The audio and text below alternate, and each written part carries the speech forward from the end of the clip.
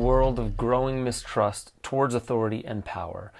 Among a species with enough power to destroy ourselves and every living thing on planet Earth many times over, you have to wonder, are we being protected and guided by some unknown force to us, something that we can feel at least safe about within, without being able to point at it with any facts or, seeing with the eyes, hearing with the ears? Or are we children with machine guns and weaponry enough to destroy ourselves, and we just don't realize how fragile we truly are, especially during crisis periods like right now? I was really looking for a good news story to show you all, and out of all of the crap, and I really do feel like this week has been crap for news, with all of that, I found something that Abby Martin was really the first person to bring to the world, which is the Red Hill Naval Base in Hawaii has leaked petroleum fuel, jet fuel, into the drinking water of thousands of homes, leaving them uninhabitable.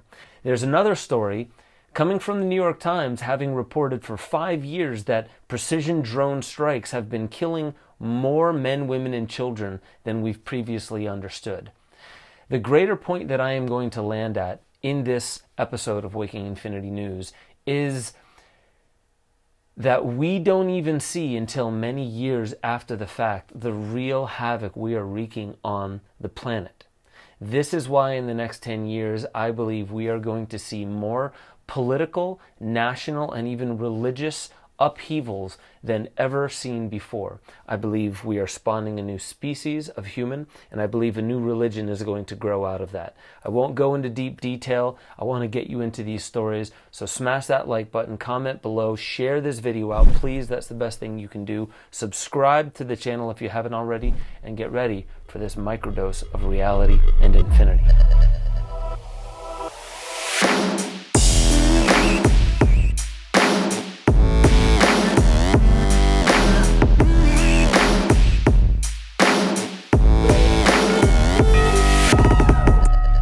Welcome back to Waking Infinity News. I'm your host, Ben Joseph Stewart. We're 5 days away from Christmas, and I really wanted to give you all a gift, something beautiful to take home. However, as I was scouring the news, I do so intuitively. I don't just bring you the news that I find fancy. I bring it intuitively based upon what actually needs to be said. Sometimes it's stuff that the news is covering well. Most of the times, like today, it's stuff that the news isn't really covering well.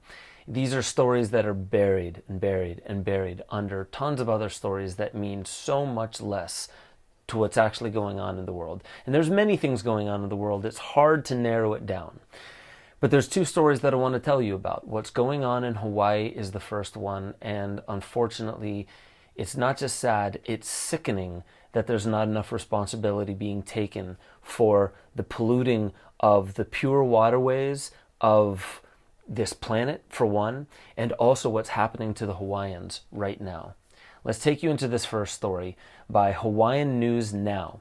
And they're reporting U.S. Representative Kai Kahele was taken on a tour through the U.S. Naval Base Red Hill. He said there's not trace amounts of fuel, there's a lot of fuel. I can only describe it as having a bowl of water and pouring balsamic vinegar into that bowl of water and see the black balsamic separate from the water. That was very disturbing for me to see. It's probably the thing that shocked me the most. He went on to say there's not enough people to manage what is the nation's most strategically bulk fuel reserve in the Pacific. When asked if the Navy should shut down the facility, Kahele said, all options are on the table.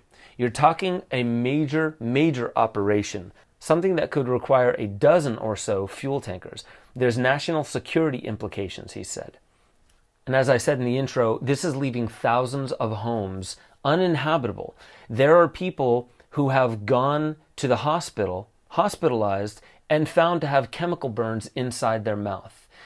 The Navy is pushing off responsibility, saying, it's not as bad as people are saying. We're on it. We're taking care of it. And what's really happening, especially according to Abby Martin, who seems to be the only one who's really pressing this issue, that the Navy is really not taking any responsibility, and they're finding ways to do what power has done for the longest time. We want our power, and we don't want to lose it. And the things that threaten our power, we will do what we do, let's say, in the legal system. Delay until people aren't interested anymore. The news stations aren't highlighting it anymore. And then all of a sudden, all you need is some forward-facing story for future generations to say, well, why is Oahu completely destroyed right now? Oh, well, you remember it was this thing, and this thing is just X, Y, and Z. Whatever the future PR agents of the U.S. Navy or the Chinese who come in and maybe take it over, and the Chinese come in and say, hey, the U.S. hasn't taken care of you, Hawaii. Why don't we step in and take it over? I want to mention that because the Indo-Pacific Command, the largest Indo-Pacific command, is stationed right there on Hawaii. There's a reason why, even though it is absolutely against international law, even though it goes against it and there are many violations, human rights violations, wartime violations that are happening right there in Hawaii, the reason why the stranglehold of the U.S. has not given up on the Hawaiian Kingdom is because how it is located between the U.S. and China. Almost everyone says it all comes back to U.S. and China right now.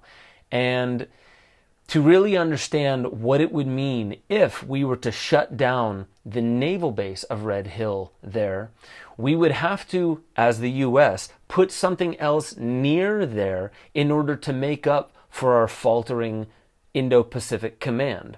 That is a stranglehold. That is a foot in the door. And with everything going on with Taiwan, the U.S. is not really willing to let up an inch because that could mean a mile in this whole struggle between China and the U.S.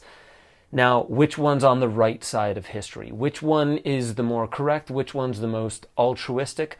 I believe that it is corrupt across the board with beautiful people trying to do the best that they can in a very slanted playing field. With that being said, I'm going to move on to the very second story. The last story that I'm going to bring you is something that the New York Times has been reporting on and checking in on for 5 years now, and they finally brought out everything they've been researching for 5 years into this story. A 5-year Times investigation found out that the U.S. air wars in Iraq, Syria, and Afghanistan led to thousands of civilian deaths. Hidden Pentagon records show a pattern of failures in U.S. airstrikes, a sharp contrast to the American government's image of war waged by all-seeing drones and precision bombs. The military's own confidential assessments of over 1,300 reports of civilian casualties since 2014, obtained by the Times, lay bare how the air war has been marked by deeply flawed intelligence, rushed and often imprecise targeting, and the deaths of thousands of civilians, many of them children. None of these failures resulted in a finding of wrongdoing. So, how do I wrap this into a nice little bow so I can give you something for Christmas that you actually feel good about? What I have to say is, it's not going to be biological force. It's not going to be by some rational force. What it's going to be is by us deconstructing our belief that the system actually has our best interest in mind. When most people say that, they want you to distrust the system. I'm not asking for you to distrust. What I'm asking for you to do is to trust the only thing that actually matters, your own discernment. If you are not sharpening the blade of your discernment, but you're drinking in granular bits of news every single morning from someone you trust, then you may not come to realize that all of us news anchors are full of shit. All of us. We are deluded by our own mania, by our own sadness, our own loneliness, by all of those emotional hiccups. We are deluded. The best thing you can do at home is to realize trust is something that doesn't go away. It is not harmed, right? Love is never harmed. It is something that we wield or we do not. Trust is what we need right now. But not trust in systems, not trust in the old story and the old forces that are driving military-industrial complexes to destroy drinking water, hide the fact of it, not do anything to help because then they would be held liable for it. It is not to trust these systems. We are in for it. In the next 10 years, this world will change into a technocratic wet dream, if you will. Facebook has already turned into the metaverse because they know the spatial web is going to encapsulate the human experience. We are going to be wearing these goggles and wearing haptic suits, so we're living inside the space, the metaverse, if you will. What I'm really saying here is that we will only get through this better on the other side if we start realizing that there is a decentralized, open source, fully transparent way we can move governmentally, policy-wise, privacy-wise, and relationally, not just to other people, but to the planet Earth itself. The only way that that is going to come about is by us allowing for the rest of the edifice, the structure, to disintegrate, to completely turn back to granular bits of rubble so it can become the fertilizer for the next thing. So what I'm saying is the crisis before us, don't try to make it better when it's on its way out. Don't try to save the life of something that is actively dying. Be present with it. Bear witness to it. See it. Almost in the most avatar way. See it for what it is. Give thanks for the lesson. Give thanks for the decrepit thing that is dying in front of us, and have gratitude that it will turn into the fertilizer that will become the new thing. We are the generation we've been waiting for. It's not these old, let's say, swamp creatures in politics. It is not the old story. It is not people who are hypnotized by the old story. It is we, the ones who see that the whole system is crumbling and something is emerging in its wake. What is that thing? Who drives it? We do. We don't think we do. We have all these names of people with more money and more power and more resources, more reach than we do. All of that's a lie. All that media might, all of that propaganda is here to tell you you're just a weak 1 in 7 billion unit of energy. Get back to your economic game, feed us, and we'll protect you. No more. This is where it ends. This Christmas 2021, this is where that lie completely unravels. Let it die. Let it go back to where it came from. It's the only way it's going to grow back into the vehicle that we drive into the future we wish to build. I hope this lands right for you. I hope you understand. I don't say any of these things to scare you, but hard times are ahead. Infrastructural issues are probably going to rear their heads in 2022. Supply chains probably going to go offline temporarily in 2022. Cyber attacks probably going to dwarf the pandemic in 2022. How do I know this? I'll get into it over at the deeper dives over at benjosephstewart.com. With that, I love you. I thank you for listening, and I'll catch y'all next time on Waking Infinity News.